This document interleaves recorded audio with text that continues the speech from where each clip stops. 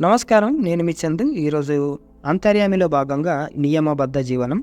ఏదైనా ఒక పని సరైన రీతిలో జరిగిందని మనసు సంపూర్ణంగా అంగీకరించాలి. అప్పుడే ఆ కార్యం నియమాలకు అనుగుణంగా జరిగినట్లు భావించవచ్చని శాస్త్రాలు చెబుతున్నాయి. అప్పుడే మనిషికి తృప్తి చేకూరుతుంది. దానికి గాను పురాణాలు, శాస్త్రాలతో పాటు పెద్దలు అనేక మార్గాలు సూచించారు. వాటిలో సత్యం, శాంతి, దయ, జ్ఞానం, ధ్యానం, నియమబద్ధ జీవనం వంటివి మానవ జీవన వికాసానికి దోహదం చేస్తాయని పెద్దల మాట.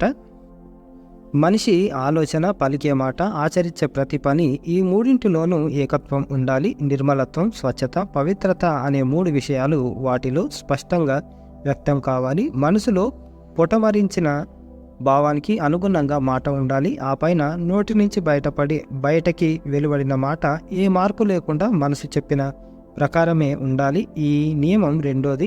అదే మాట యథాతథంగా చేతల్లోనూ కనిపించాలి. ఈ లక్షణమే మూడో నియమం. ఈ మూడు లక్షణాలు ఒకదానితో ఒకటి కలిసి ఉంటే ఆ స్థితిని నియమబద్ధత అంటారు. దీన్నే మనస, వాచ, కర్మణ అనే మాటగా ప్రజలు ఉపయోగిస్తారు. ఆ ప్రకారం నడుచుకునే వారిని మహాత్ములు అంటారు. మహాత్ములు అనిపించుకోవడం అంత సులభం కాదు. నియమబద్ధత అనే మాట లౌకిక వ్యవహారాలతో జీవనం గడిపేవారికి ఆచరణ సాధ్యం కాదు. ఎందుకంటే సాధారణంగా మానవులు రాగద్వేషాది మానసిక రుగ్మతలకు లోనై ఉంటారు. చాలామంది పైకి ఒకలాగా లోన ఒకలాగా ఉంటారు. మనసులో చెడు ఆలోచనలున్నా తామెంతో మంచివాళ్ళం అన్నట్లుగా కొందరు ప్రవర్తిస్తారు. దీనికి ఉదాహరణ భీష్ముడిని కౌగిలించుకునే నెపంతో అతన్ని బిగించి ఊపిరాడకుండా చేసి చంపాలని ప్రేమ నటించిన ధృతరాష్ట్రుడే.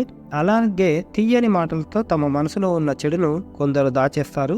దీనికి ఉదాహరణ కౌరవుల పట్ల అంతర్గత ద్వేషం ఉన్న పైకి శ్రేయాభిలాషలాగా మెలిగి వారి నాశనానికి కారకుడైన శకుని.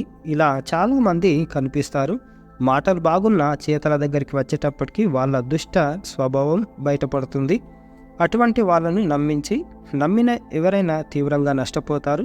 చెడ్డ పనులు చేస్తే చెడు మార్గంలో వెళ్ళేవారు ప్రజా కంటకులుగా చీత్కారాలు పొందుతారు. దానికి ఉదాహరణ భారత గాథలోని కౌరవ్ మంచి చేతలు మానవుణ్ణి లోకారాధ్యుణ్ణి చేస్తాయి. దీనికి ఉదాహరణ శ్రీరామచంద్రుడు. ఆయన మెలిగిన తీరు అందరికీ అనుసరణీయం. మాటల్లో మాధుర్యం, దానికి తగినట్టు చేతలు కూడా మంచిగా ఉండాలి. అప్పుడే ఆ మాటలకు విలువ వస్తుంది. మాటకు విలువ ఉన్ననాడు అది 10 కాలాల పాటు బతికి ఉంటుంది. మాటల్లో సత్యం ఉన్ననాడే ఆ మాటకు విలువ వస్తుంది. మాటకు తగ్గట్టు చేత కూడా ఉండాలి. అప్పుడే ఆ మాటకు విలువ, శాశ్వతత్వం చేకూరుతాయి. సదాశయంతో నిండిన స్వార్థరహిత చేతలతోనే సమాజానికి సుఖశాంతులు సమకూరుతాయి.